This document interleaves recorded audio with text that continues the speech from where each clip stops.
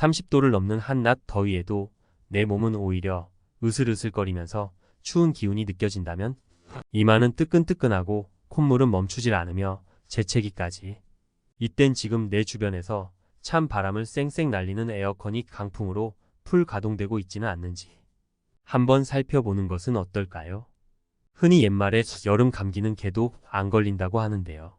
하지만 이건 어디까지나 옛말일 뿐. 현대의 여름은 그렇지 않습니다. 바로 성능 좋은 에어컨이 바로 옆에서 내 몸을 시원하게 감싸주고 있기 때문이죠. 물론 에어컨은 무더운 여름날 내 몸을 쾌적하고 상쾌하게 유지시켜주는 꼭 필요한 생필품이지만 자칫 건강을 앗아가는 무기가 될 수도 있는데요. 바로 냉방병에 걸리는 것입니다. 냉방병이란 말 그대로 냉방이 갖춰진 실내에 오래 노출될 때 걸릴 수 있습니다. 특히 실내와 실외의 온도차가 심한 환경에서 내 몸이 이를 제대로 견디거나 적응하지 못해 발생하게 되는데요. 감기와 비슷한 증상을 호소하기에 여름감기라는 별칭을 얻습니다. 어떠한 특정 질병을 이르는 용어가 아닌 유사한 증상을 나타내는 여러 질환군을 총칭하는 일종의 증후군으로 볼 수 있어요. 대표적으로 감기처럼 열과 콧물, 재채기 그리고 피로감과 무력감 등을 발현시킬 수 있는데요. 몇 가지 뚜렷하게 나타나는 증세를 알아볼게요. 가장 흔하게 나타나는 냉방병 증상은 바로 호흡기 관련 증세인데요. 감기와 많이 비슷합니다. 가령 머리에서 열이 나고 아픈 두통부터 콧물, 기침 그리고 코막힘 등의 복합적인 증상으로 이와 동시에 쉽게 피곤함을 느끼면서 어지럼증이나 두통 등이 빈번하게 나타날 수 있어요. 몸 자체가 나른해지면서 피로감 및 무기력함이 동반되기도 합니다. 이러한 증상이 낫질 않고 지속되면서 손발이 부으면서 어깨나 팔, 다리 등도 같이 무거워질 수도 있는데요. 허리나 무릎 등의 관절통이 느껴지기도 합니다.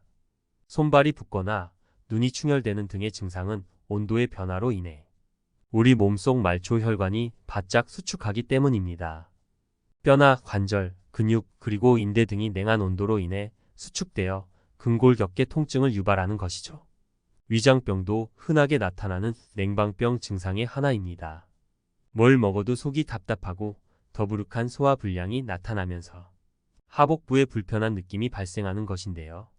심할 경우 복통과 함께 구토 혹은 설사가 발현될 수도 있습니다. 여성의 경우 옷차림으로 인해 남성보다 냉방병에 더욱 취약한 편인데요. 짧은 스커트나 반바지를 입은 채로 낮은 기온의 실내 환경에 오래 노출될 경우 감기 증상에 더해 여성 질환도 얻을 수 있는 것입니다. 생리 주기가 불규칙해지는 생리불순 혹은 생리기간 중에 통증이 거세지는 생리통이 추가로 더해질 수 있어요. 이외에도 수족냉증이나 냉대하증, 그리고 드물게 정서 장애까지도 영향을 받을 수 있습니다.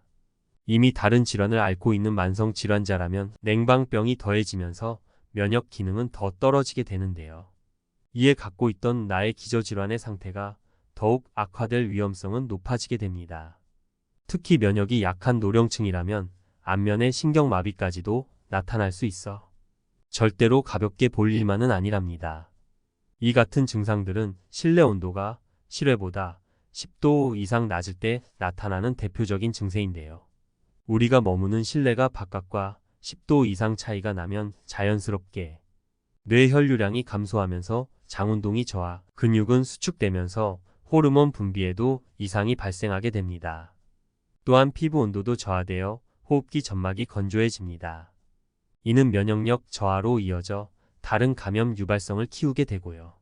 결국 실내외의 큰 온도차가 시상하부의 체온 조절 기능을 저하시켜 복합적인 양상으로 나타나는 것입니다.